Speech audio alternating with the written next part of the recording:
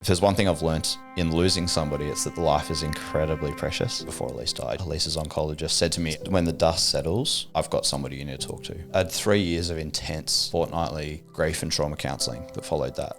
That changed everything really for me. That meant I started to discover the person I wanted to be. I realised that I never want to stop having new experiences. When a new opportunity presents itself to me, I have a very, very hard time saying no to it. Life is only significant because of death. We only understand light through darkness. This notion that life is finite is incredibly powerful. If life wasn't finite, then we wouldn't be able to attribute value to it. But once you start to understand the finite nature of life and not be afraid of the finite nature of life, the fact that it will end, we can start to see each day as an opportunity to have a new experience. I'm Ren McDonald, and this is the Hope Initiative, a show dedicated to learning about humans on planet Earth, where I speak with everyday people to find moments of success and struggle in their life to help inspire hope in yours.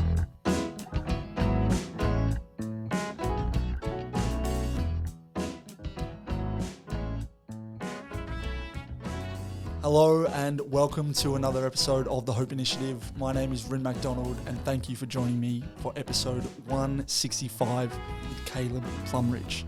Caleb and I met at Feel Good Dips in Melbourne probably a year before this conversation, and he immediately met me as a very warm human. He is the founder of True South Films, a video production company down in Geelong. He's the eldest of 4, and he's a man with a massive heart. And in this conversation we talk about how he started in the film industry, some of the tragedies that has met him in his life and along his journey, plus a host of other tangible and beautiful things. Thank you to Caleb for joining me for this conversation. If you enjoy listening to this, please like and subscribe wherever you're listening. There's links in the show notes to connect with Caleb and myself. And without further ado, please enjoy this conversation with Caleb Plumridge.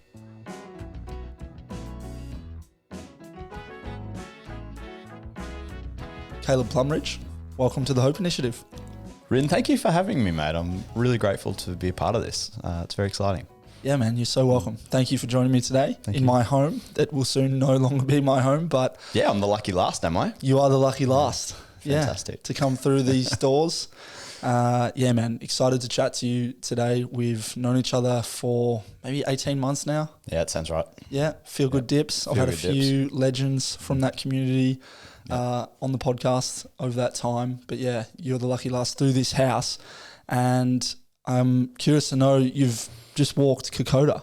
You were mentioning that before. Yeah, yep. Yes. Been up to that recently. We haven't seen each other for a few months, and then you come back and you've just done that. Yeah, exactly. I think I ignored you for a little bit there, but it was only because I had zero internet or phone coverage. Yeah. But I've been super fortunate, mate, to just come back from Papua New Guinea, hiked around about 110, 120 Ks through the Kokoda track, which obviously has a huge amount of significance for both Australian and Japanese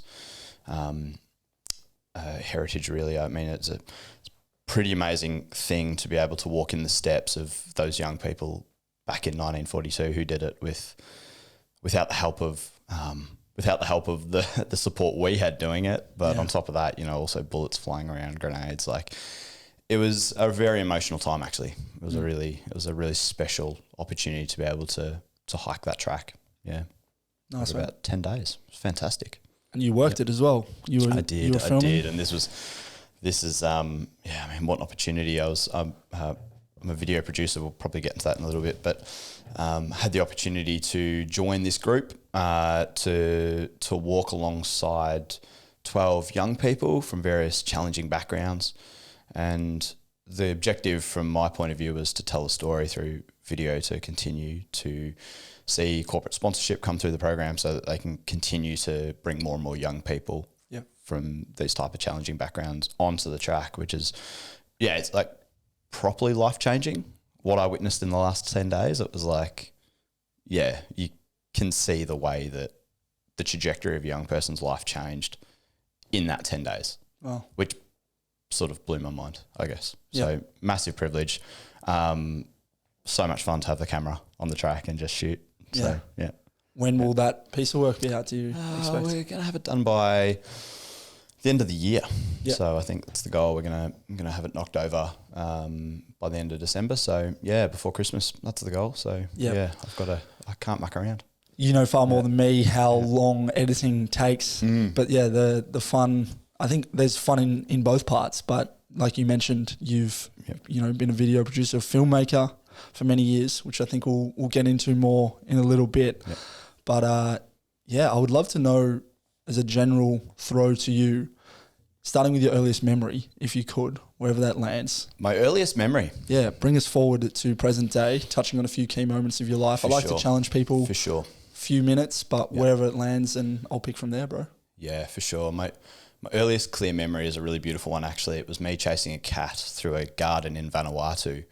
I think I was 2 years old, which for somebody with the most horrendous memory, anyone who knows me well knows my memory is just completely unreliable. I have this very clear memory of running around with a cat through a garden in Vanuatu. And yeah, at the age of 2, which is kind of bizarre. To bring it up to current day, I grew up in Geelong, Geelong kid, born and bred, bounced around a few houses with my mum and dad and my siblings. Over the years, I was born in a town called Batesford on the northern outskirts of Geelong. Beautiful sort of semi-rural area, which, just magnificent spot. Really fond memories of that. Look, mate, I had a really wonderful childhood. I'm really aware of my own privilege there. I had an incredibly supportive, still do have an incredibly supportive family who were just there for me the whole way. I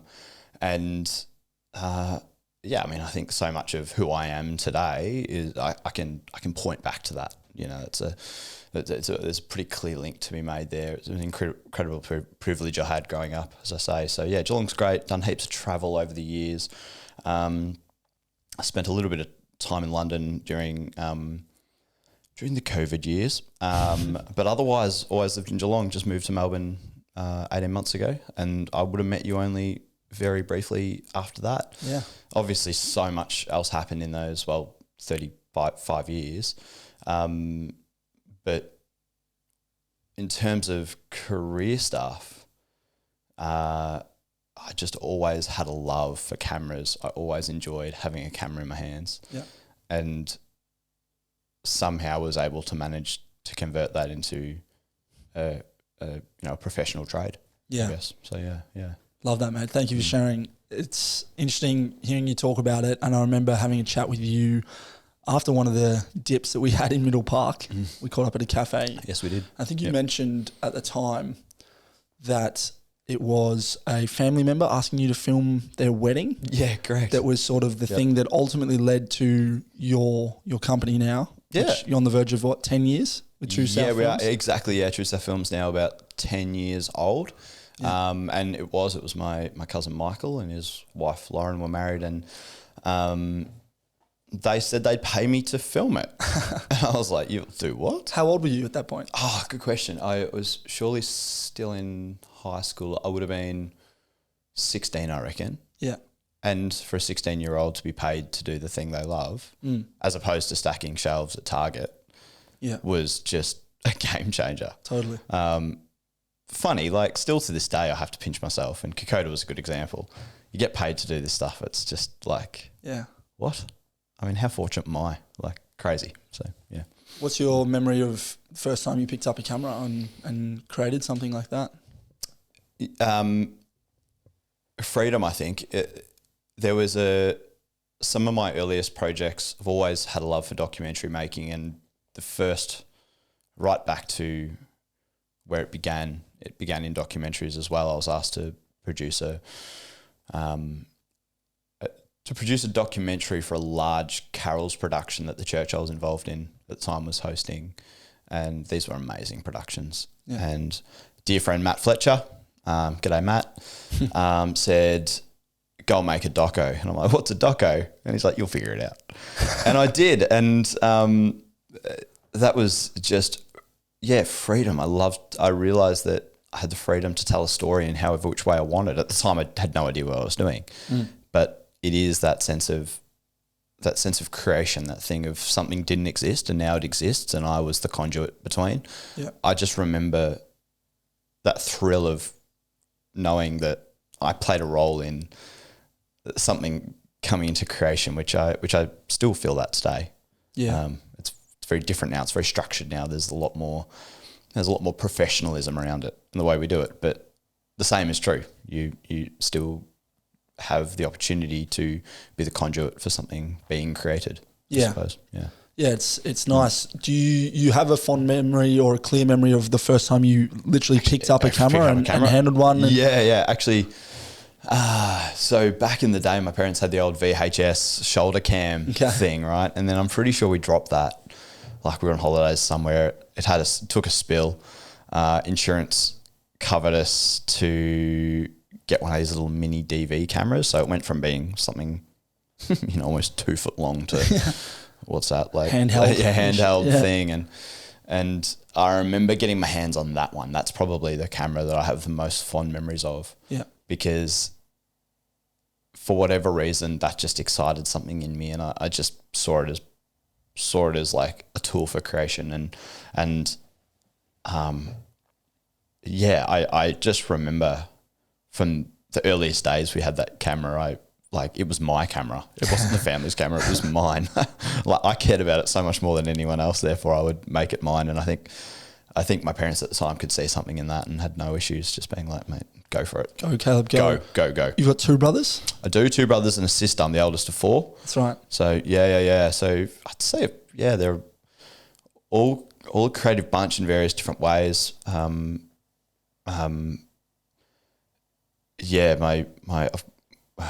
From eldest to youngest, Nath is a musician, lives up in Brizzy, school teacher as well, but incredible musician. I respect his work immensely.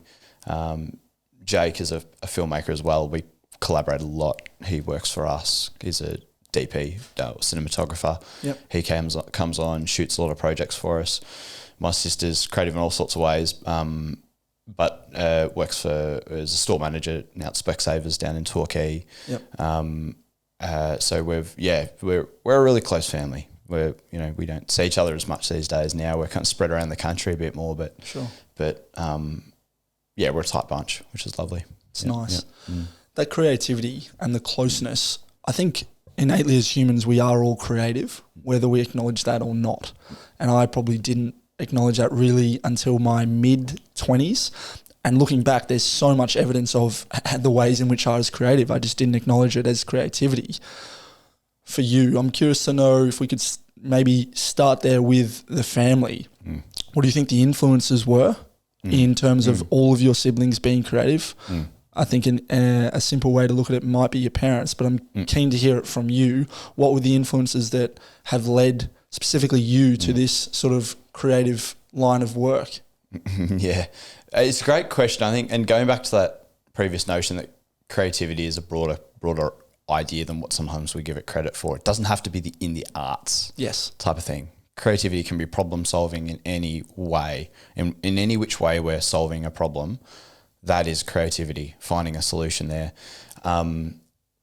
It could be anything from inventing a new recipe to figuring out a more efficient way to get from A to B on your bike or something, right? Yeah, that's creativity. Yeah. In terms of my family, it is easy to start with my parents, and I think both of them had exhibited creativity in very different ways. My mum was, and we can talk more about her later, I'd love to, but she was an incredible pianist. And taught me how to play piano, which was also a fairly traumatic experience. She was pretty brutal, brutal with me to a point where I was like, Mum, I think I probably should go get a piano teacher for the sake of our relationship.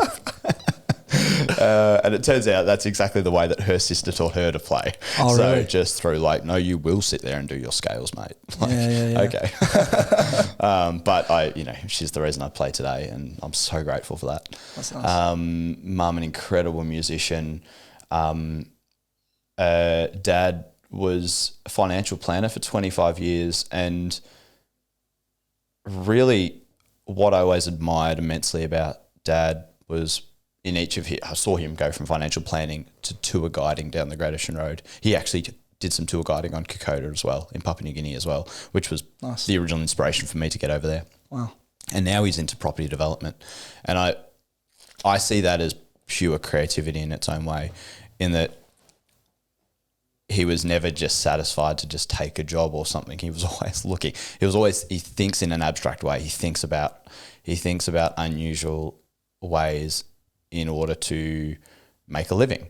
Yep. And that creativity has had a profound effect on me, particularly because in my role now is with leading this production company, leading True South Film. I have to apply business creativity to what I do every day, even more so these days, more so than an artistic creativity. Yep. So I think both sides, from mum and dad, incredibly influential. Then my brother Nathan and I, we started playing music together at the same time. He learnt guitar, I learnt piano. Shortly after, we sort of swapped instruments because, of course, we would, right? They were just there. They're just there in the house. Yep. So we would egg each other on, and we end up playing in bands a lot together. Nice.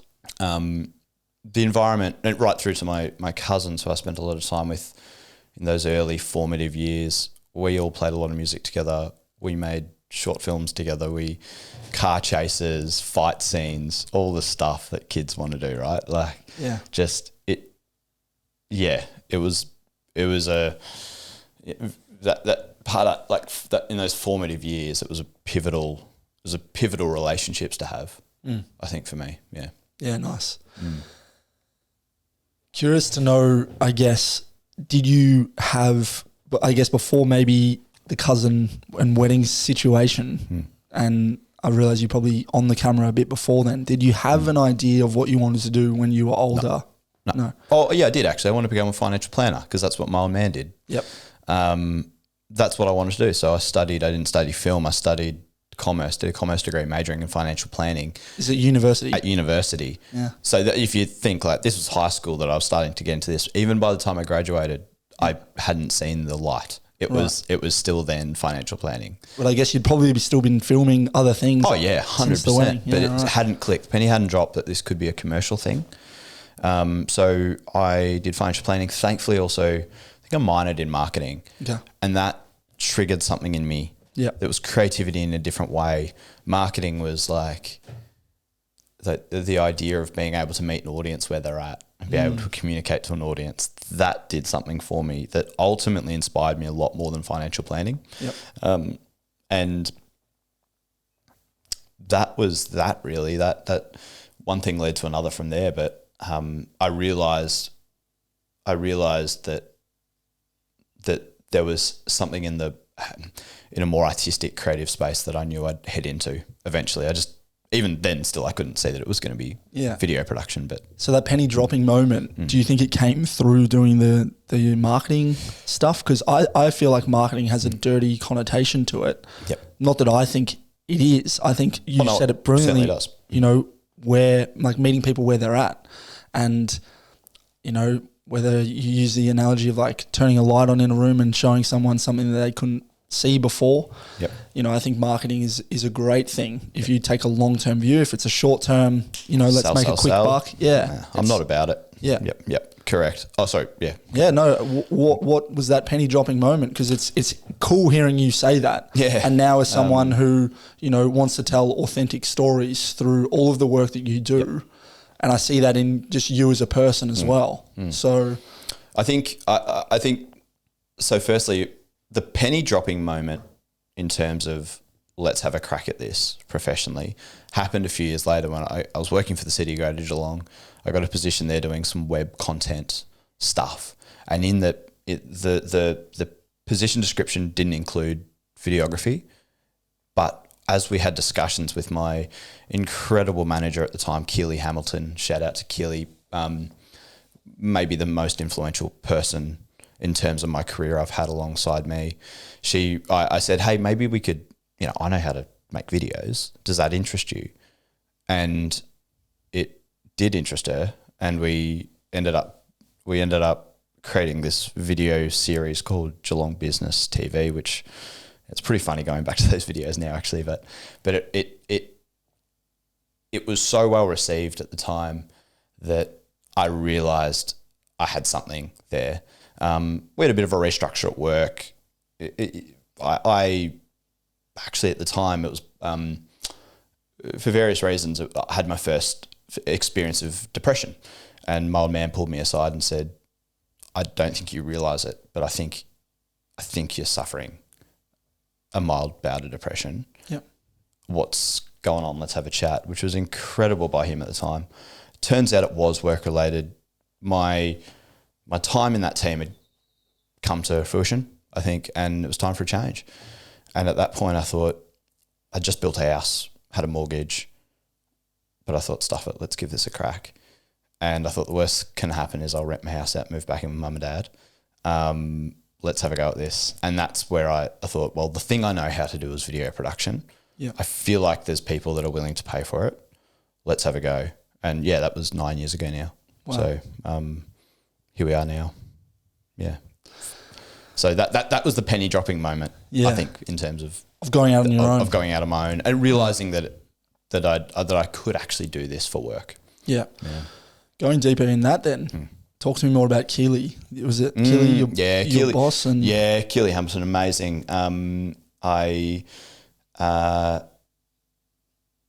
Just the type of person who recognizes that when her team has a win, she has a win. Yep. And she was never afraid to haul compliments and praise onto her people. She was really selfless like that. And hope she won't mind me saying this, but I have a very, very clear memory, a conversation we had in a performance review where she said, where do you want to go? And I said to her, can I be completely honest? I can't see a role within this organisation for me next. I just don't know. I can't see one. I haven't spotted it. I don't know exactly what I want to do, but I'm fairly sure it's not within this organisation. And she said, all right, well, when you figure that out, let me know how I can support you, whether it's within this organisation or not. She said, any advice I can give you, any training I can offer, whatever, let me know how I can support you to get to where you want to be. Yeah. And there was such selflessness about that. There was such a deep sense for me that she really cared about me as a person, not just me as a tool for her to be able to achieve her professional ends. Yeah. Her professional goals that I mattered to her. And I remember thinking to myself in that moment, if I ever employ anybody, that will be the philosophy I will embrace from day one. That they're not just a means for me to be an end, to be an end, but these people matter in the whole process. So that was extremely influential at the time for me. Yeah, very great mentor, boss, however you want to frame it, in that period of time, person who is helping you on your journey. It reminds me of one of my favourite podcasts, which I'll give a shout out to, The Long and the Short of It. And their very first, have you heard? No? Yeah, you're triggering a memory. I might have shared something on my Instagram story that you might have seen over the past 18 months, or maybe I mentioned it to you. I do talk about them every so often, but the very first episode is called Getting Started, which is obviously a good name for a first episode of a podcast. For sure. But in that chat, they talk about the idea of starting with the end in mind. Now, this is a concept that you maybe can't apply to all of life in a very methodical way, because how can you start with the end in mind with relationships or with a whole host of different things, for example. But in terms of a workplace, I really think it's a valuable thing. And so interesting to hear you talk about that, and curious to hear how now, with the work and, people that you work with at True South, how that shows up. But the concept is essentially, okay, if you go into an organization to take up a role, it will have an end at some point. You'll likely either move on to another place, quit, retire, or get sacked. But like in an ideal world, how do you want that end to be? And just having an open conversation about that, I think, is really important. And I don't know of too many places that do that. And then if you apply it broader, take a relationship, for example, in a very binary way. Absolutely. You either break up or get married and die together. Yes. Correct. And correct, mate. it's heartbreaking in that sense, but that's like the risk and reward. You have to risk it in order to get the reward. Yeah. Curious to hear you talk about it maybe more in the work that you've done before we maybe get into some personal things. But Yeah. Interesting. You're touching on a few things that are really significant and quite sacred to me, which will apply to the next part of our chat for sure. But this idea is we shouldn't be afraid of the end. I completely agree with that. Nothing's forever. We don't own the people that come into our lives, whether that's professional or personal or otherwise. I guess I've been in enough relationships to know that when one finishes, that doesn't mean failure. And again, both personal and professional. That means it was significant for the time and valuable in that time, and we shouldn't. Sometimes I get a little bit. I'll tell you something I don't rate is when, again, whether it's a personal relationship, like a romantic relationship, or it's a professional relationship, when they come to an end, there's this sense or desire to just talk shit about that person. Really talk down to them, to like really be like, don't want to know them, don't want to see them ever again, that type of thing. I've seen it at work when people end up having to fire an employee. Obviously, we see that when relationships break up. My philosophy is really to look at that and say, wait, there's a reason that began in the first place. Where was the value in that? What can we take from this? Which applies to all sorts of concepts like gratitude, right? Like how can we be grateful for these relationships that have happened? And they're formative. Everything's formative. Everything leads to the place where we find ourselves today. And that's all part of the journey. So, yeah.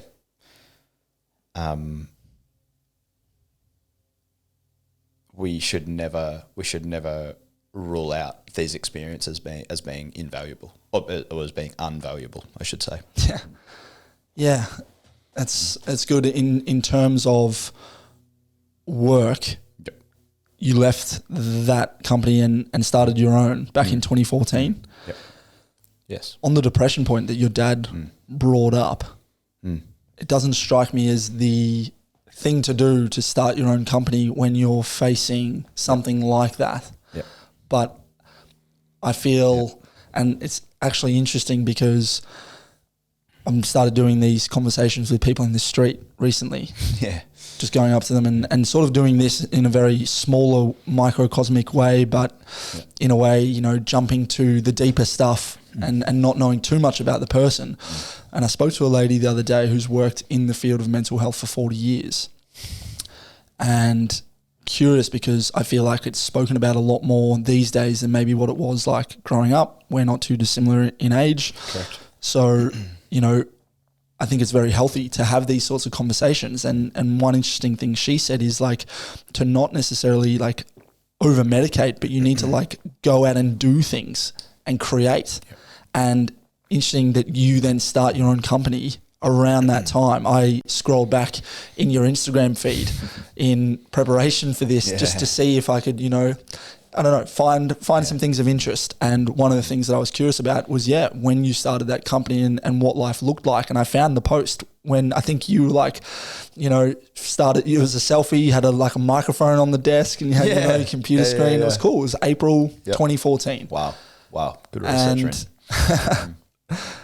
And so, it was too. It was April 2014.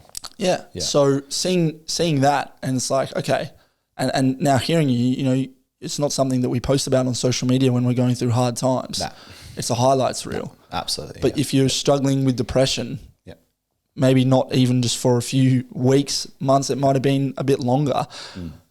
Doing that and starting your own company, I feel like is a great example of taking action and doing that. But for you, what was that period like?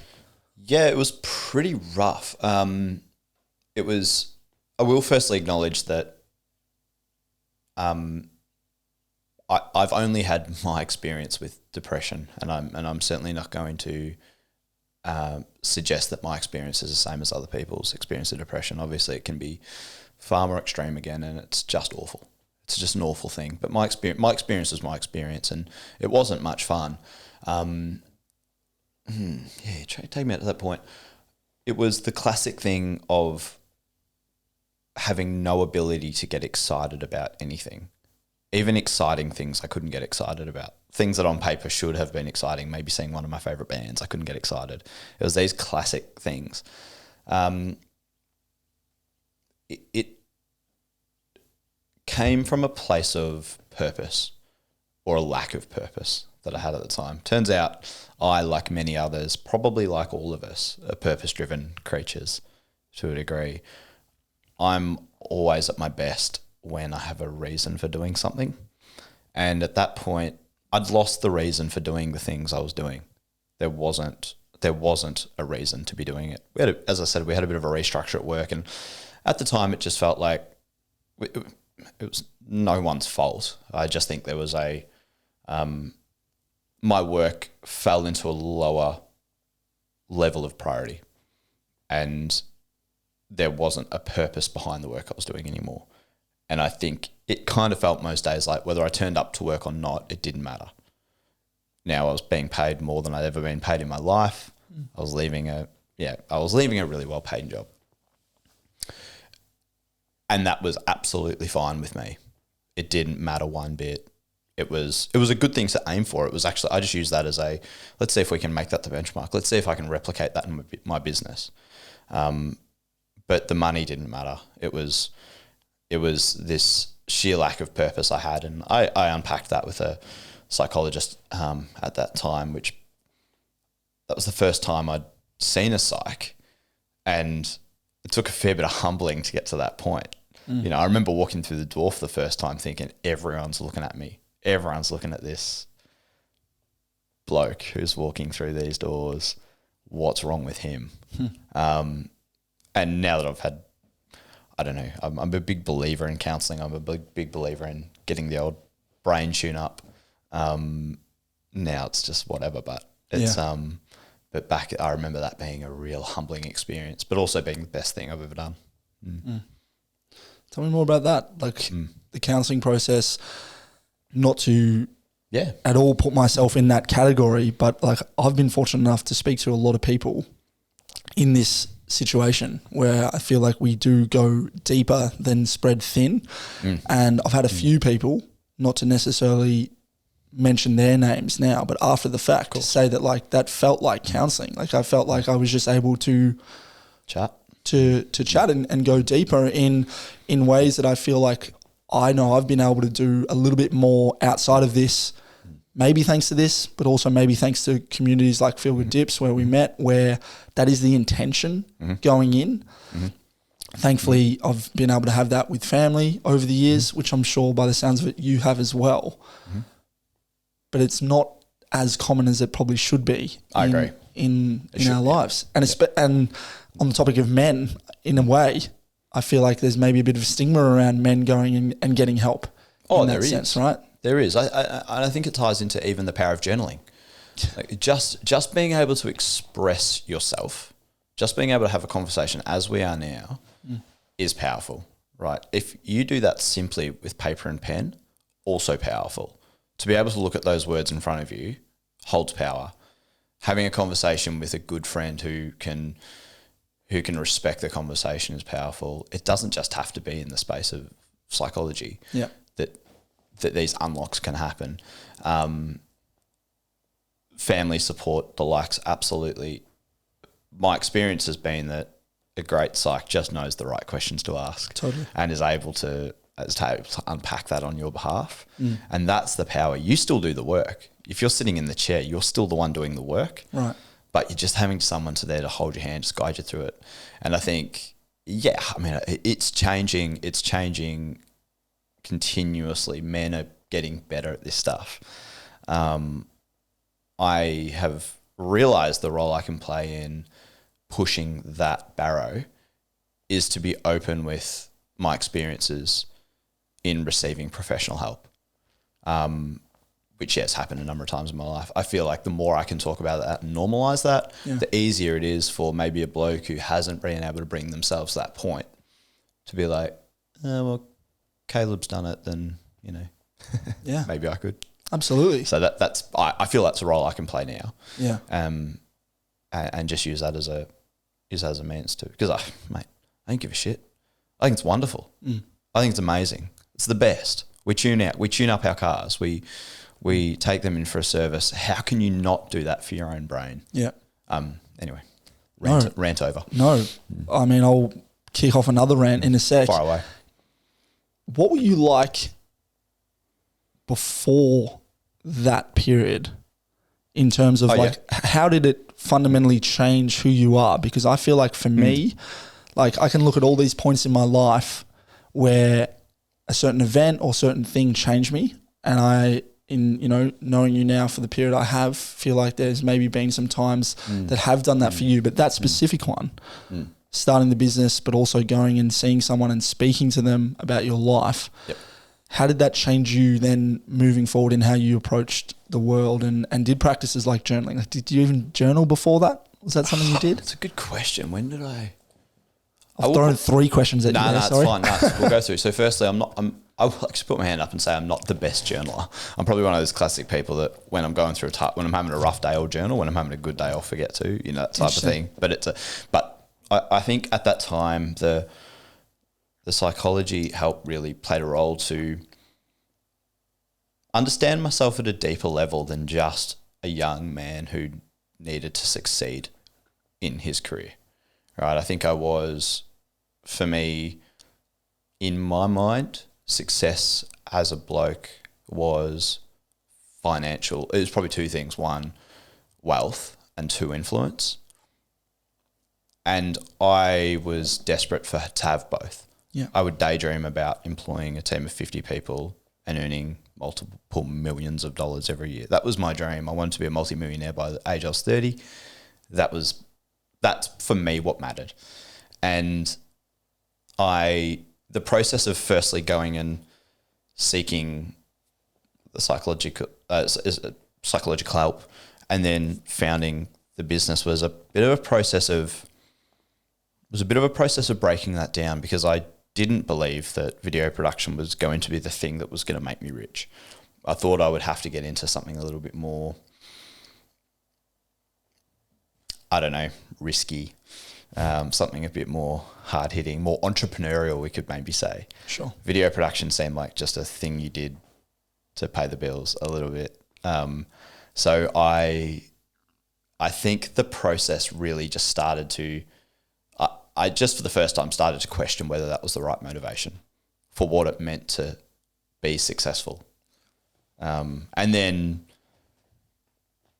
some pretty significant things happened in my personal life that absolutely shattered any sense of any kind of sense that that wealth and influence was the secret to a successful life. So right. that's probably that was the final nails in the coffin. Yeah. Yeah. So even having started the company, you still were seeking that, trying to build enormous amounts of wealth and. Yeah. I was only going to do video production until I figured out the actual thing I wanted to do. Yeah. Yep. Interesting how it can be right there. It's right there in front of me. Yeah. Yep. Yeah. Mm. Yep. I've heard people talk about this. One of my favorite podcast episodes ever. I mentioned it many times on this podcast. So regular listeners will, roll their eyes but new audience, new guest, I'll share it with you. But episode 214 of the Tim Ferriss Show with Debbie Millman. I think I might have mentioned. I've listened to that. Yeah. So she talks about as a kid drawing this scene where she's walking down the streets of Manhattan and is describing or essentially drawing her life in great detail. She goes on to be a graphic designer and produces lots of stuff for brands that's all around the world. I think she mentioned some ridiculous stat like 80% of, or maybe it's a little bit less, 80 sounds quite high, but like a high amount of things she had produced in any stores for a period of time. Definitely recommend listening to that. She obviously tells the story of her life a lot better than me here. But I drew something when I was a 5-year-old, and it's around like media productions, which in a way this is what I'm now doing in my life as a 30-year-old. And I wouldn't have been older than 10, probably 7 or 8 when I drew this thing. And there's like, you know, soccer players on it, and on the back there's like a TV, and it's got RJM, my initial productions. And like, I don't know, I feel like as kids we're like this moldable thing, but we sort of innately know what our interests are and where we want to go.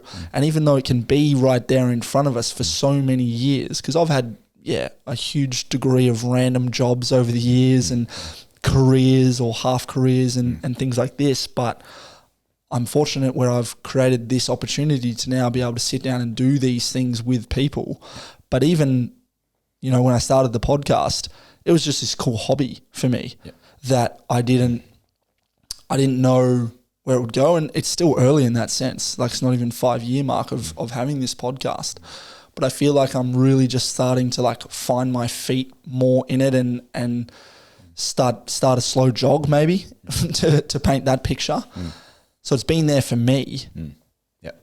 I'm curious to know for you, like even then you still had this thing of, I'll do something else later.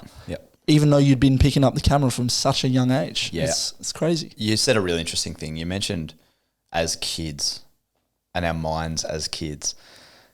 I'm a big believer that as kids we haven't had our minds clouded by societal expectations. And I think I think that my time during university only further reinforced that actually it wasn't about the camera, it was about money.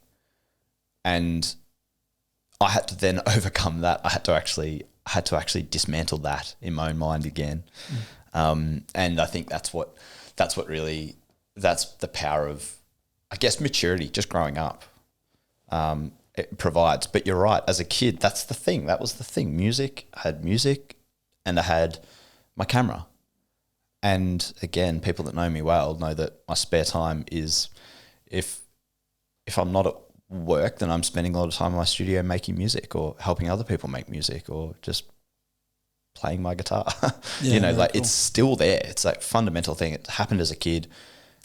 It's still there with me today. Spot on. What was that thing? You mentioned a few major life things that shifted. But to be able to drop back that social veneer of, chasing money or the societal influences, bang on. What was the thing that was like ultimately has now shaped the perspective? What was that? From in my personal life? Yeah. Well, let's dive in. 2014, go back to 2014. So it's a big year, right? I just started my company. Or not a company at that point. Just started the business. This thing that's going to make you a multi-millionaire. Or the thing that I was going to do before I found the thing I was going to do. You know, the thing that was paying the bills to get there. Sorry. Who knows, mate? Like, it's so funny looking back at it now. A few months into that, I met a girl, Elise, introduced through my brother. We just hit it off. And actually, like, initially we hit it off. Then we had a bit of a rocky patch. Then I got my, I realized this is something I really wanted, and we decided to take it pretty seriously. 2 months after that, like only 2 months after that, Elise calls me quite distressed, and she feels she's felt a lump on her breast. It's not the first time she's had this experience in her life. So, and I knew that. I knew she'd had experiences like this that were benign, that wasn't anything to worry about. So we sort of said, well, we're going to take it seriously, but let's just not get too far ahead of ourselves. Sure. One thing leads to another. A doctor wanted to get a biopsy done. And fast forwarding a couple of weeks, I get another call from Elise while I was at work, 3-4 months into kicking this business off, and she says to me, the doctors have called and they want you to come along to the appointment to get the results. We didn't say to each other what that meant, but each of us knew at that moment that there was only one thing that meant. Elise was diagnosed with stage 4 breast cancer. Stage 4 meaning that it spread beyond the source and had moved into her lymph nodes and into her spine. For those that, I guess, have some experience with cancer will know that that's not good. Cancer in the spine is bad news, or in the bones, very, very hard to eradicate. We came out of that meeting and my world in an instant was thrown upside down. I knew in that moment that my life immediately moved to a different trajectory. It was instant. I can't tell you how fast that happened. Any sense of self in terms of money, wealth, influence went out the door. You talk about purpose. I had a new one in my lap then and there. We ended up, I got the results. We drove back to my parents' house at the time, and we just sat around on the couches with my mum and dad. I think maybe my siblings were there as well. I can't really remember that, but we just sat there and grappled with the new reality that Elise at the age of 25 or 26 was diagnosed with breast cancer. Wow. And that became our journey. Fast forwarding through that process, treatment, tests, results, the works over and over. It's a brutal cycle to be a part of, to be walking through. It's a really tough thing to experience. The waiting for results is the worst. It's worse than the chemo. Waiting for the results was terribly hard. But then the news started to get a little bit better, and Elise entered partial remission, a sense of we could just have a break.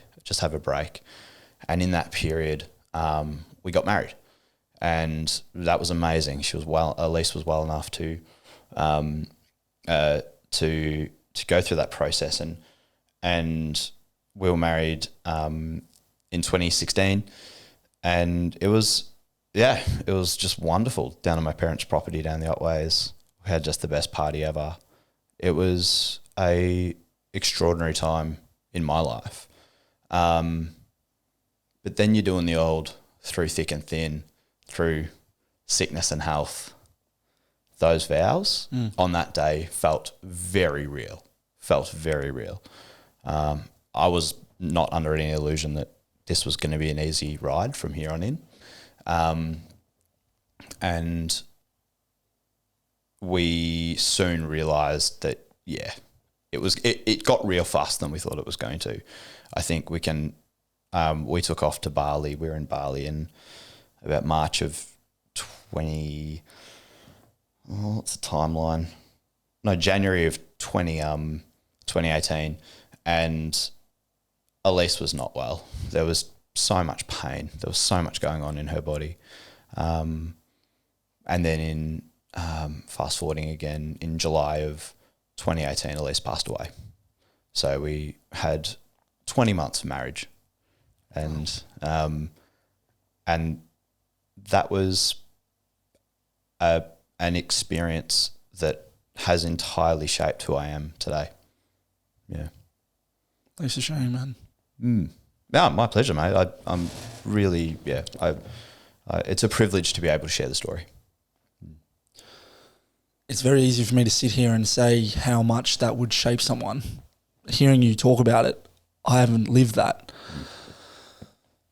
But I imagine, if you've got this focus on that, you said before, money and influence, to then have something so vicious like cancer enter your life and that of your girlfriend, wife. And then there's, almost no amount of money you can throw at it that would guarantee an outcome, unfortunately. Correct. But yeah, what that does to the psyche, you mentioned you come out of that and your world is flipped. You say the purpose is now there, and I can understand what it might be for me, but could you talk more about that and how the money and the influence just drifted away? I'm curious to know, and I'm trying to be very, I guess, considerate with my words in this moment, because I don't want to say obviously anything that seems like, inconsiderate, because losing a loved one is horrible. I've had women in my life have breast cancer. My stepmom has had a double mastectomy, still with us, but has gone through things like that. But curious to know. In terms of purpose, I think there's actually, it was so profound that I remember thinking at the time, and I still agree with this notion, that maybe just to put some weight around it, maybe with the exception of one day having kids, if that happens in my life, I can't think of anything else in this world that could feel more purposeful than to care for somebody who is sick and then for somebody who is dying. There is nothing more, if anyone listening to this who has experienced that, has been there, to care for somebody whose life is in a way disintegrating in front of them, is the most purposeful thing you can do. Again, I don't have kids, so that's the only other thing in this life that I could think of that could come close to that. We live in a world where we are supposed to be obsessed with ourselves. And I'll admit that I am still, in many days, that person, right? We all do that. We're all motivated, animalistic sort of creatures in that sense. But to have something that comes into your life that pulls you away from that and essentially means your entire purpose becomes somebody else as opposed to yourself is actually a bigger blessing than I could ever have imagined. Mm-hmm. It is actually a blessing, as opposed to, it was terribly hard and I wouldn't wish it upon anybody, and I dearly hope I don't have to go through that again.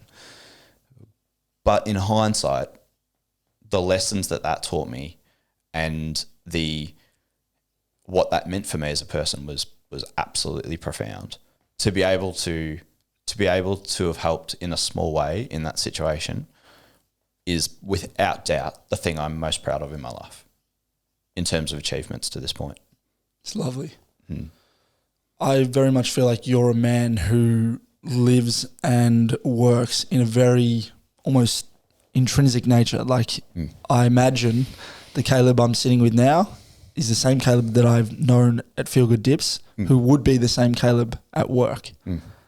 Now maybe, obviously you wear different hats in these scenarios, but I feel like it's very authentic in that sense where you're just able to go and be you.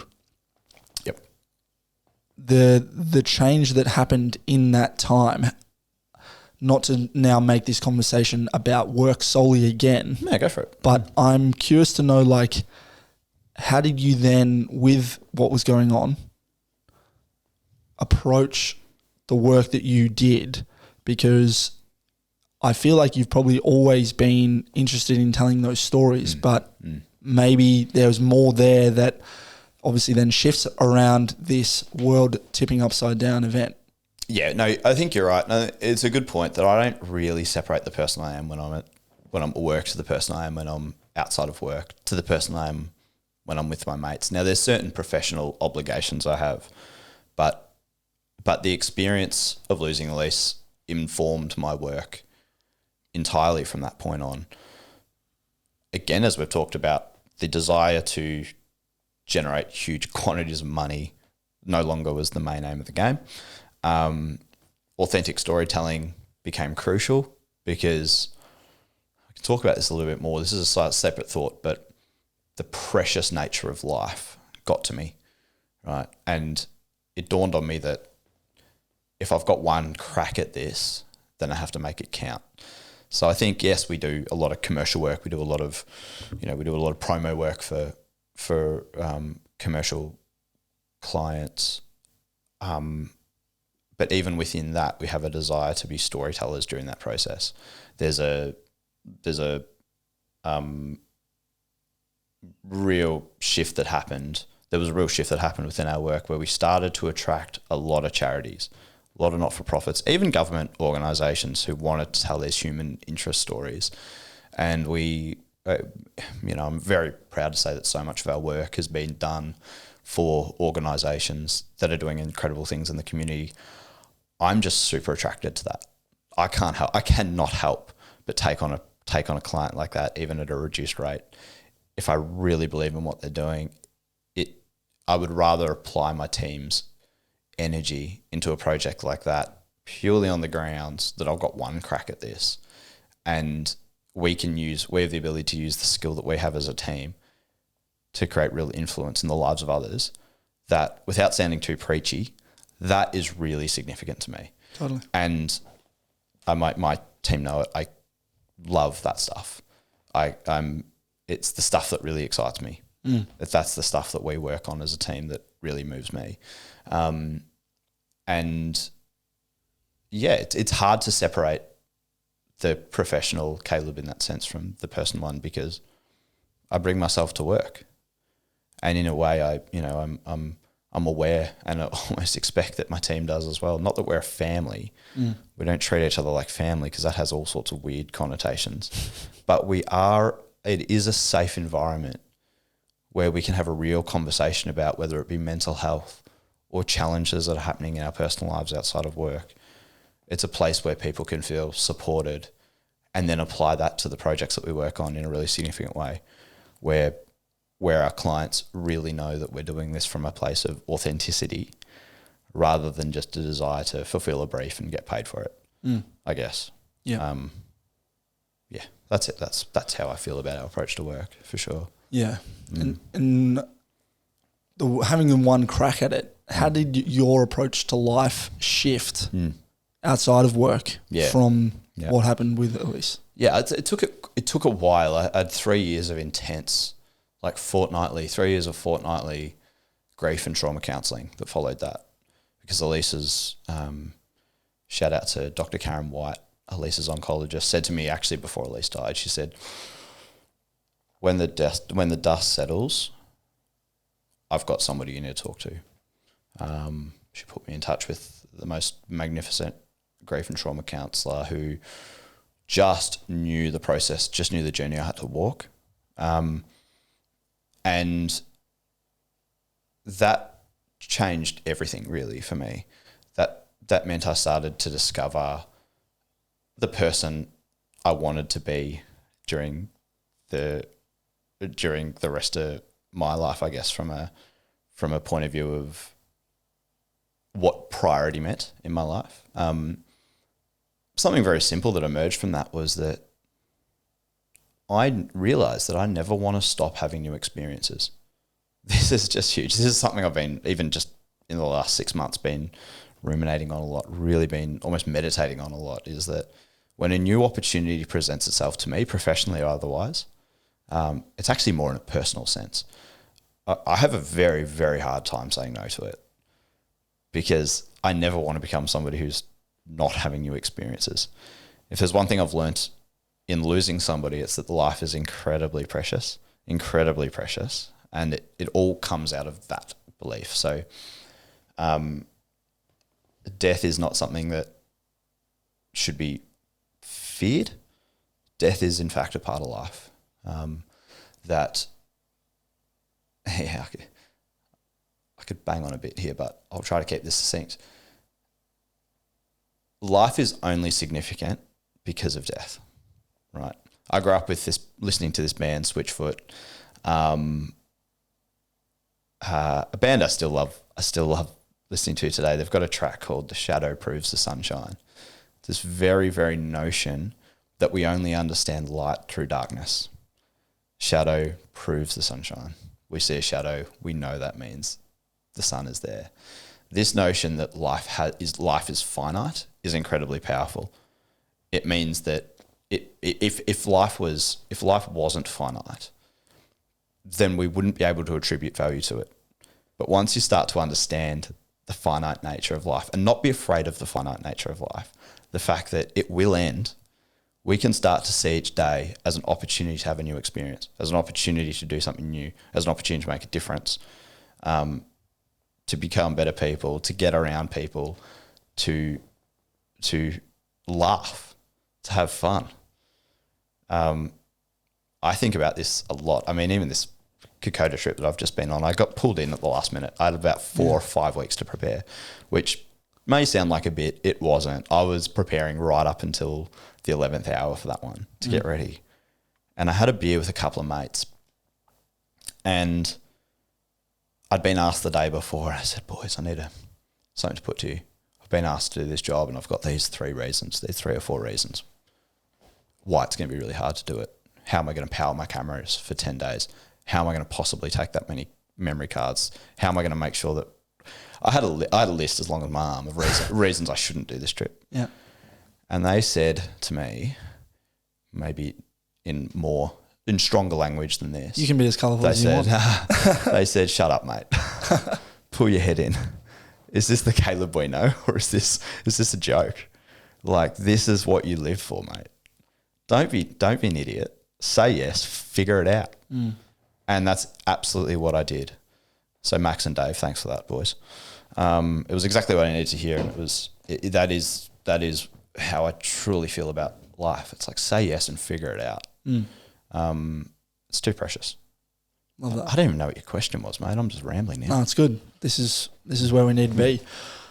The life is finite. Yep. And the beautiful analogy that you said in terms of, having to have the darkness in order to see the light. The idea of, I guess, appreciating life a lot more after having lost someone is as beautiful as it is tragic. But how do you think, and I realize this is not a blanket statement for all humans, there are, I'm sure, plenty of people out there who appreciate life having not gone through something like that. But I think there's clearly a different respect in some cases for a lot of people who have gone something through, who have gone through something like you've gone through. How do you think we get to that point without having lost a loved one? Do you think that is possible? Yeah, I mean, I have to believe it's possible. I think losing somebody in this way forces your hand, really. Well, not even actually. I think sadly we see too many situations where people go through this and end up moving in the opposite direction. Yeah, right. Actually end up living less. Jump on the hedonistic treadmill or something, or just withdrawing? A little bit. I think very quickly I had a meeting with, I'll get back to your question, but a bit of context here. I had a meeting with Elisa's palliative care team, incredible nurses and doctors who came every day and really in the final days to our house to care for Elise. And they came back the following day. They wanted to sit with me and just chat. And I remember at that point making a pledge to them that went simply that I refuse to become Caleb, who never recovered from losing his wife at the age of 30. I will not become that person. I will not become somebody who does not recover from this. And that ultimately is the promise I'd made to myself and to others at the time, and I've made it publicly before, and that I'm still making. That's what drives me, really. It's like I'm not going to let myself down there. Now, how do you do that without having gone through a traumatic experience, I suppose? Well, I see people doing it all the time. I see people making a choice to do that. I think is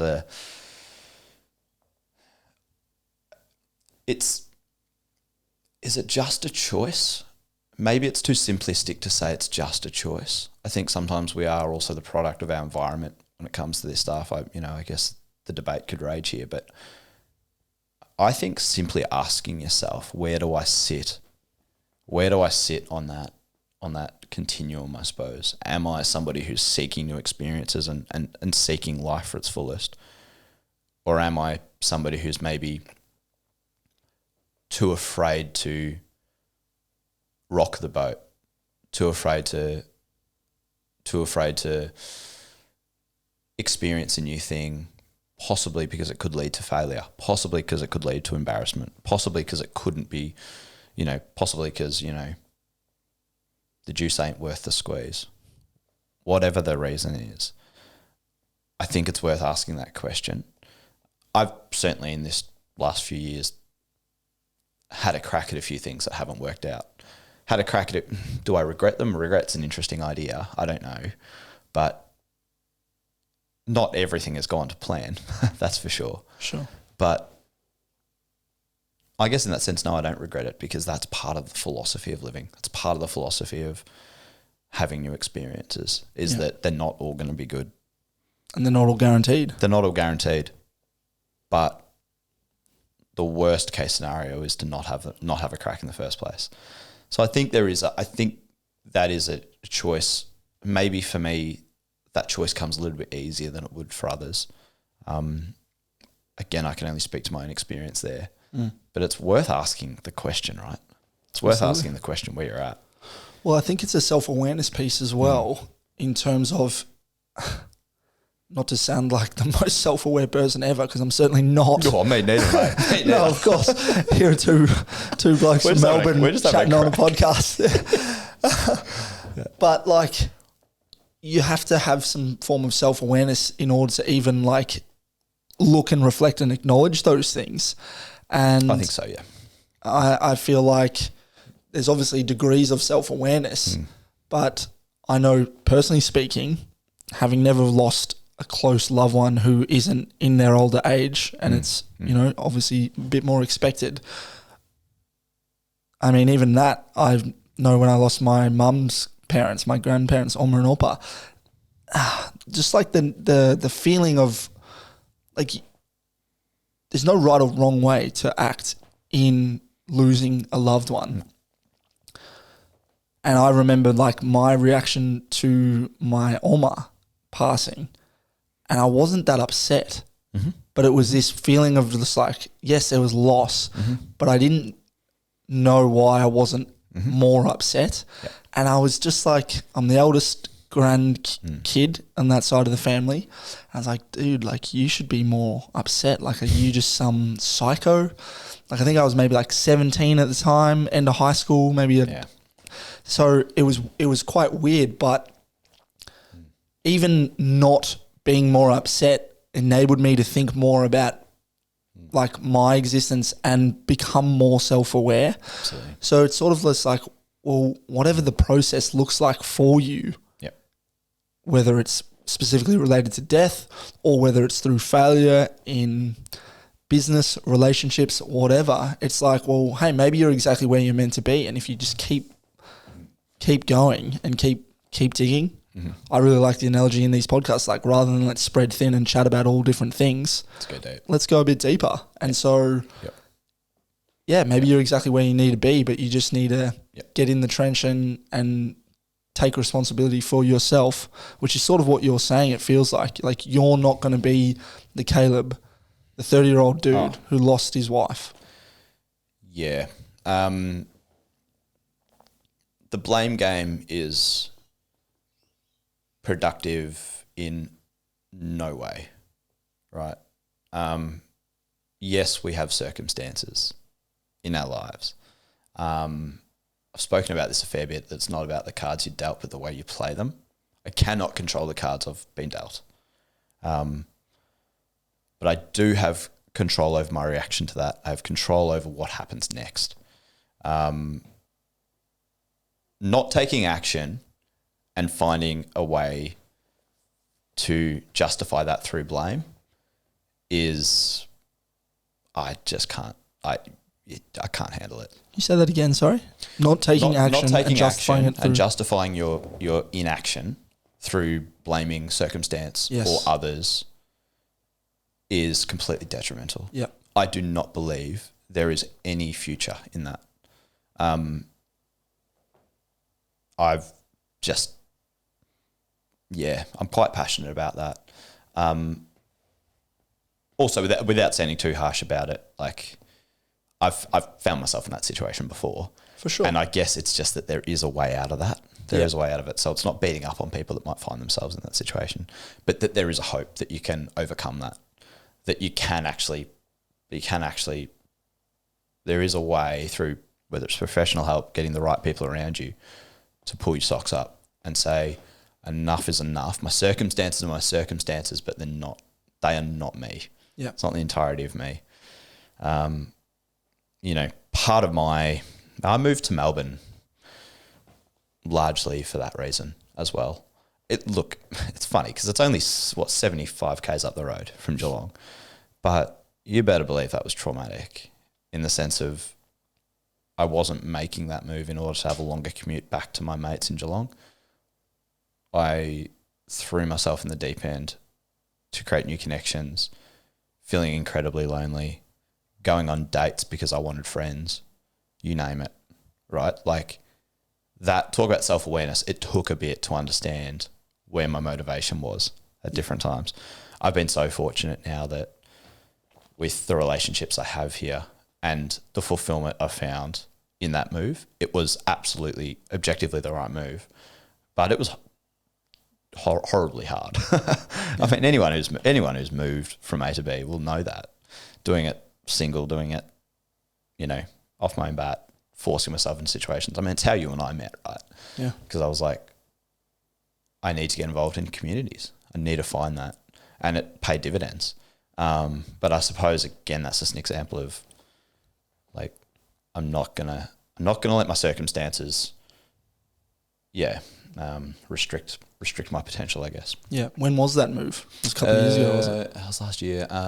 May 20, what are we, 22? May 22. So I think it was about 18 months ago. Yep. Yeah. Really, really positive time in my life. Hugely positive time in my life. Timeline-wise, I think you lost your wife 2018, you said? Yep, 2018. Mm-hmm. We obviously had all that malarkey with COVID. Yes, we did. What led to the move? You said, seeking that community, maybe more connection in that regard. Yep. But there's obviously a few years there, and you do mention, counselling. And obviously trying to recover. I'm not trying to just go, why didn't you move straight away? But what led you to going, okay, because, 75 Ks, it's a decent move. Well, especially if you don't know anyone or many people. I think the answer to that is that I always, in the back of my mind, I wanted to. I came back from a trip in Europe. I went to Europe in 2019. That was a fairly significant trip. I came home from that feeling very uncomfortable in Geelong for reasons I couldn't really put a finger on. For what it's worth, I love Geelong. I think it's the greatest. Yeah. I'm fairly sure at some point I'm going to be living there again. Not anytime soon, but what a great place to raise a family. What a wonderful place in general. I just lived there all my life. I needed a change. I can be a little bit more specific about this. I came back from that trip in 2019. We're talking about 18 months after Elise had passed away. During this, probably the last 5 or 6 years, many of my friends I grew up with, I feel like most of my friends I grew up with, their lives are progressing in the ways that lives progress. They're married, they've got or partnered up, they've got kids. I need to be very clear about this. I have just so much love in my heart for these friends and like so much love in my heart for these kids that have come into my life as well. But I guarantee you I'm not the only one feeling this way. What that did to my mental health was not great.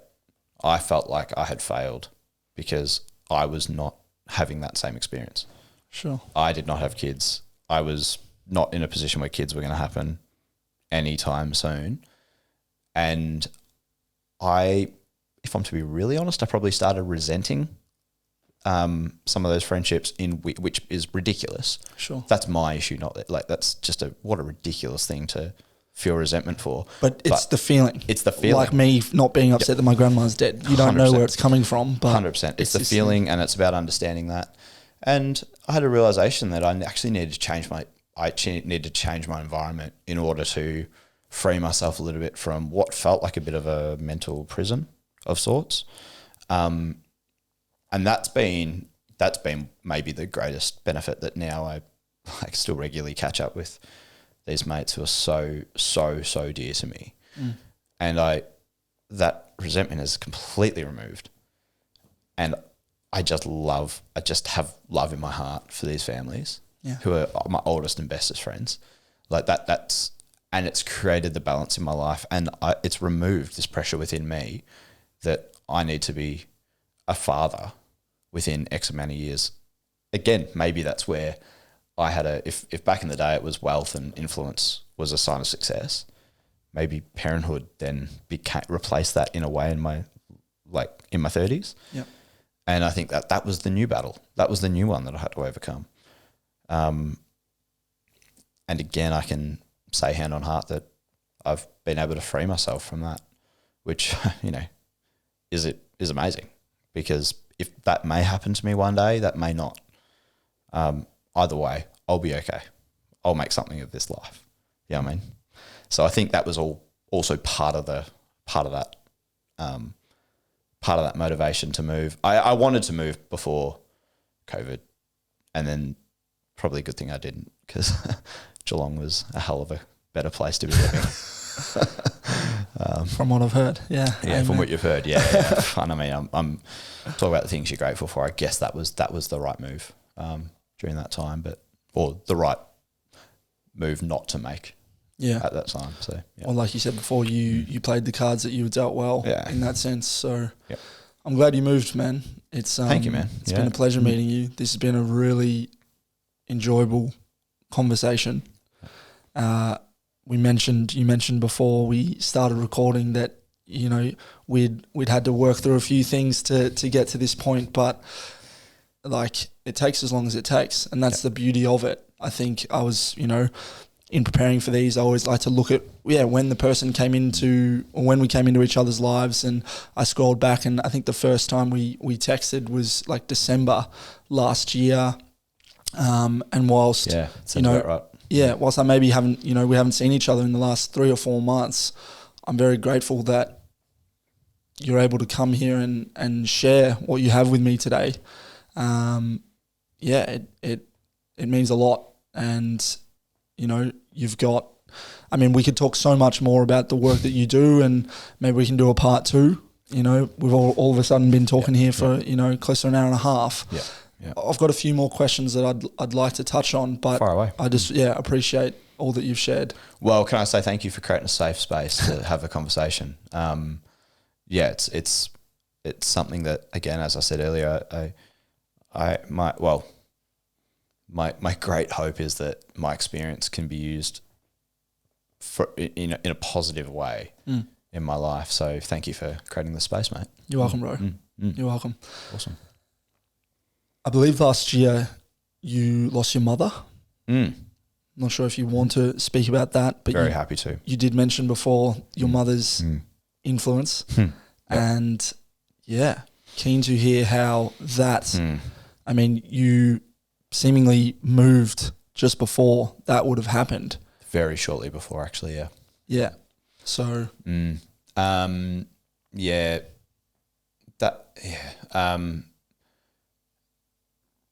That was just a horrific time in our family's life.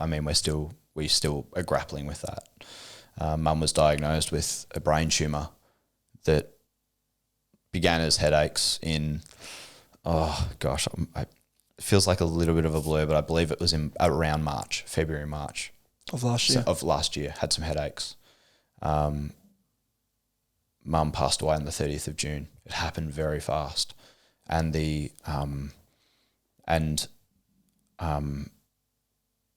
seeing her mind fail on her in the way that it did was really traumatic, not just for me, but for my family. It's not something I actively remember. We all go out of our way to remember Mum for the life she lived, not the person she was right before she died. But we saw some pretty horrific things. It's interesting because a lot of people said to me, geez, can't believe it. You lose your wife and then you lose your mum. And And of course, it's not what I planned. I think it is traumatic. But at the same time, losing Elise prepared me to lose Mum.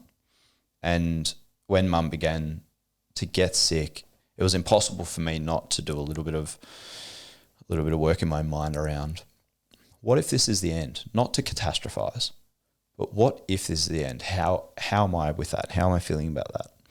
And I went through a period of grieving before we were even close to getting a diagnosis. But in my mind, it wasn't good. It was not good. It was looking really bad. And I think that helped me. I've had a very similar experience to you, though, in not visibly expressing my grief in the way that I felt I should. And I journaled this one out like a madman. I did. Had a week in Byron Bay within a couple of months of Mum passing away, and was journaling about this notion of, I wrote a letter to Mum. What is wrong with my head, Mum? Like, I miss you, but it's like I can't cry. It's like I'm just not there. What is going on? I'm either a psychopath or there's something else going on.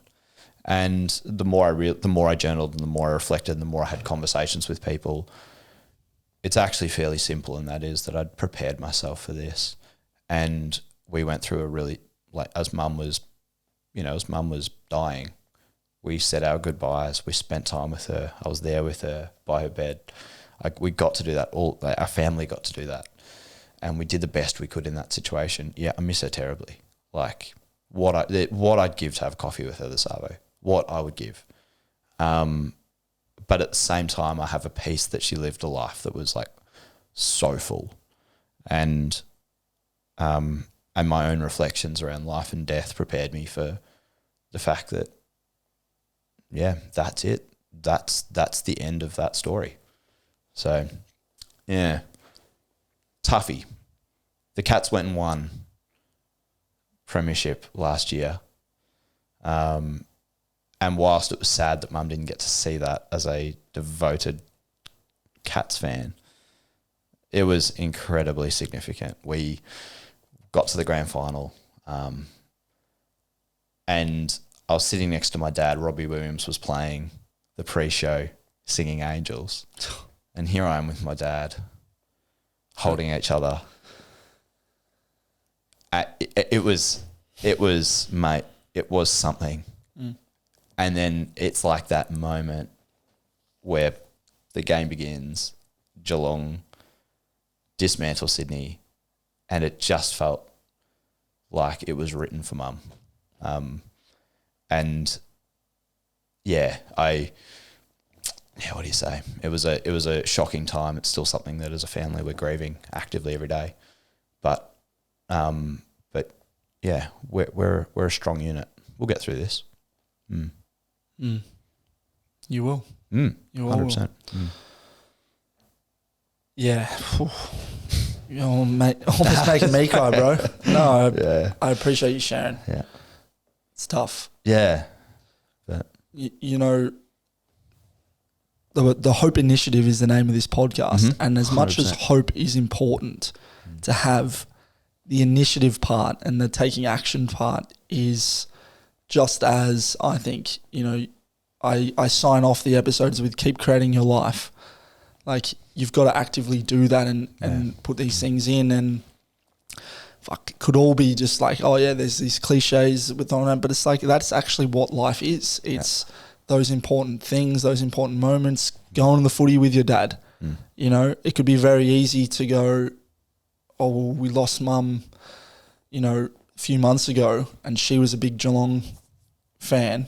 So like, I'm not going to go because I'm feeling super sad, which is like, I get that point, but like, we're all going to die at some point, and we're all going to have loved ones who are left behind, hopefully after we move on, and they're going to keep living. 100%. And it's the brutal notion. Have to keep living. So, I mean, for you then, I'm curious to know, what does life look like? What is your vision for the future? Mm. Do you have something that you're working towards? I'm just going to ask it, because this is the question that comes to mind. Do you want to find love again? Do you want to have a family? Is that something that is important to you? Yep. What is the future for you? Yeah, the future for me, I'll tell you, before I get into that, I think something did change dramatically within me during that period that, again, we've spoken a lot about how I was quite, I really was a visionary as a young man. Yeah. Like, I really was. I was going to take on the world. Through the experiences I've had in life, I forced my time horizon to shorten. So my thinking became, you can talk about you can call it mindfulness, call it whatever. But I needed to pull myself back into the moment, to the day. And I would say, honestly, I haven't quite. There's probably a balance there between planning and living for today. And I'd say if I swayed one way or the other, it's still towards mindfulness. It's still towards the day. Yeah. What does today offer me? Who am I with? How can I be most present? That sort of thing. I'm still not, even at work, my team will tell you that, we're trying to establish a vision for our company, and I'm finding it difficult. We're finding it difficult because I think, in a sense, we already know what we're about as a team. But our focus is on giving our 100% where we find ourselves in the moment. So there's some work there I have to do, but I think, yes, in short, I think I'm far less married to this idea of children today. I think it's something I want. Yes, if that happens in my life, then I'll be grateful for that. But I'm not placing my value in that. Yeah. And I think that's the crucial part for me. Now, I'm only 35. Let's not throw the baby out with the bathwater here. Yeah. I got time. But it is something that I've become comfortable with, the notion. And I've got really good friends that are in a similar situation. We talk about this. If it happens, it happens. If not, it doesn't. And yes, one day I'd love to be married again. But that's also not where I place my value. That's not who I am. That's not the core of the value that I am. That's not my identity. Yeah. So in any sense. Where do you place your value then? That's curious. Next question. Good question. Where do I place my value?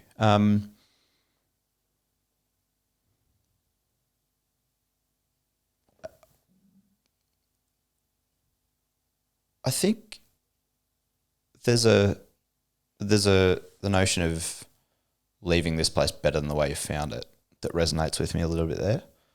That and this won't always be the case, but I'd like to think that if I turn up to a place, I can offer something that can be that can whether it be as simple as being at a party or something, but trying to contribute, trying to be a positive force in a place I find myself in. Now, that doesn't always happen, but it's almost like wherever I am at a place, I'm trying to be a positive influence in that place without sounding too preachy, I suppose. It's just, I suppose I've removed myself from having value in any one single place, and it's more about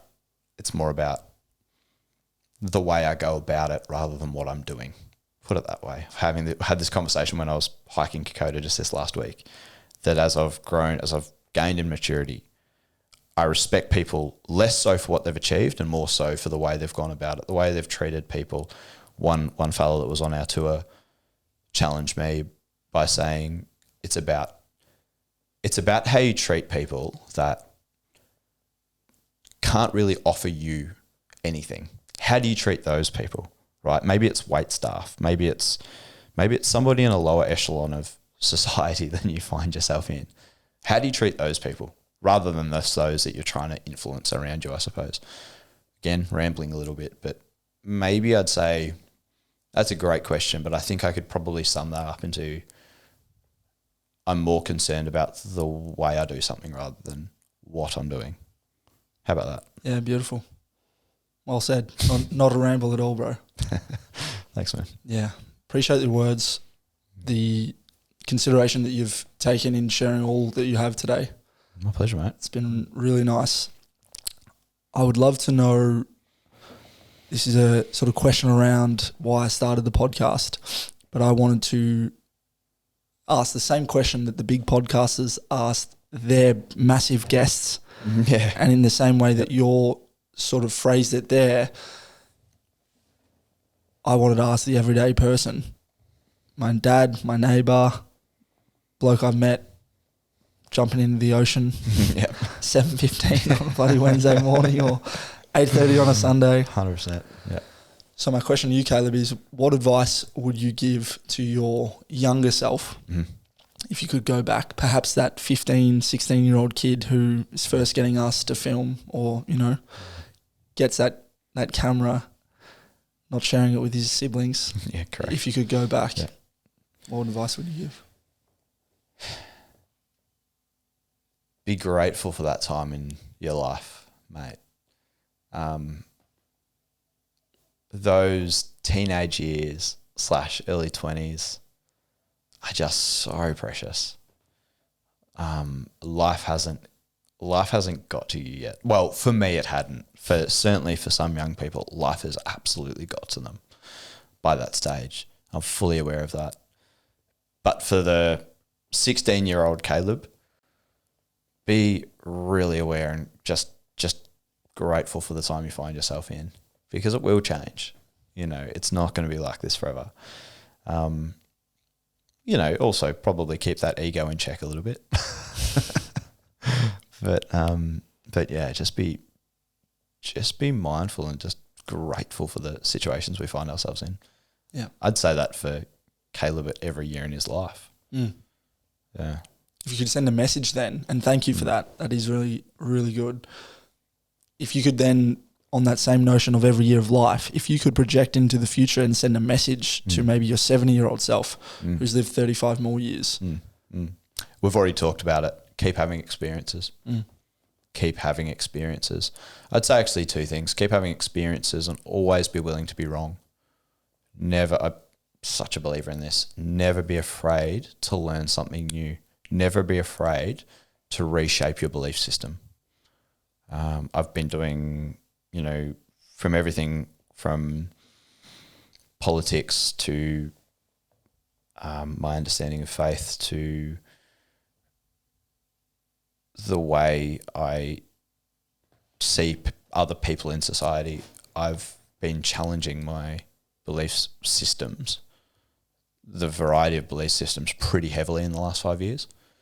And I never want to stop doing that. I want to believe that in 10, 20, 30 years, I will have challenged my sense of belief today in a really constructive way. Yeah. That I want to believe something different in those years to come that's come out of further discussions, being open with myself, not ever believing that I've got it all figured out. Yeah. Going forward, that's my biggest fear, that I would somehow get stuck in the mud, that I would stop having new experiences, and that I'd believe that I've got it all figured out. That would be the thing that I would fear most about the future. Yeah. And that I'm as determined as anything to not allow to let happen. It's quite a task you've set yourself. Yeah, I know. I like it. Good luck. I mean, I'm curious then to know I know I'm sort of wrapping this up, but each time you speak, I'm just Sorry, mate, I want to pull that string. No, don't apologise. As long as you're cool to keep answering. Yeah, go for it. Yep. What's been one thing that you feel like maybe you've changed your mind on that's something that you maybe thought you wouldn't have from any point in time, whether it's in the past few years or just in general? So I've changed my mind on. Or perspective shifts, whatever that looks like.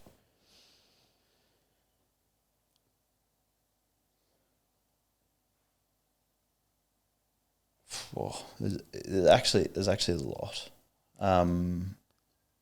So I think it's so valuable to be able to change one's mind. I actually think it's such a strength and a skill to go, hey, I've been presented with new information. Here's a new thought, and not to be a stubborn in our case, Australian Yep. bloke, Yep. and go, no, that position that I marked in the sand is my line forever. Yep. I'll give you one. And this is actually getting into the territory of about as personal as I'd be willing to go, but happy to do it. Faith. Let's talk about faith for a moment. I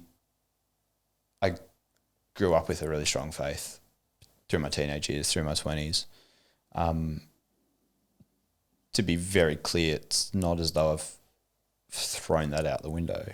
But in the past 5 years, I've finally had the confidence to ask myself some pretty hard-hitting questions in regards to that, where I finally didn't feel that expectations of other people would stop me from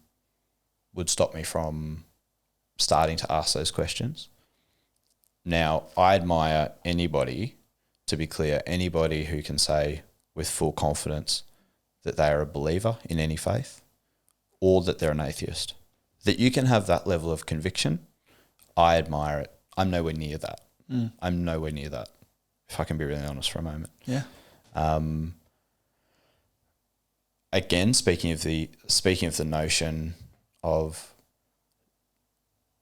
continuously challenging oneself, being open, learning, what we have is our experiences in life. That's the one thing we can hold on to. You can have other people's anecdotes, you can have other people's input, but the one thing that you can actually hold on to is your own experience. And I think that's the thing that I've been, that's the thing that's driven me. My own experience has just driven me to start to reframe a little bit about what my actual belief system is when it comes to faith. Now, there's a huge amount there that I could speak about in a lot more detail, which I won't. But that for me at the age of, 30 onwards was quite the journey, continues to be quite the journey. Yeah. And one that I'm doing in the most respectful way I possibly can, because as I say, I'm a respecter of people and the places in which they land with this stuff. Yeah. Either way. And that's been the challenge, going through this journey and doing it in a respectful way. Love it, mate. Well, I think you are doing it in a great way, very respectful way. Thank you for all that you've shared. Thank you, mate. Looking forward to being in each other's lives in some capacity, no doubt, in the future. 100%. Whether it's something like this, filming some things, who knows, jumping in the ocean. Oh, hopefully many more times, mate. Yeah, it's been a pleasure. Any Thanks, final Rick. thoughts that you'd like to share before we go?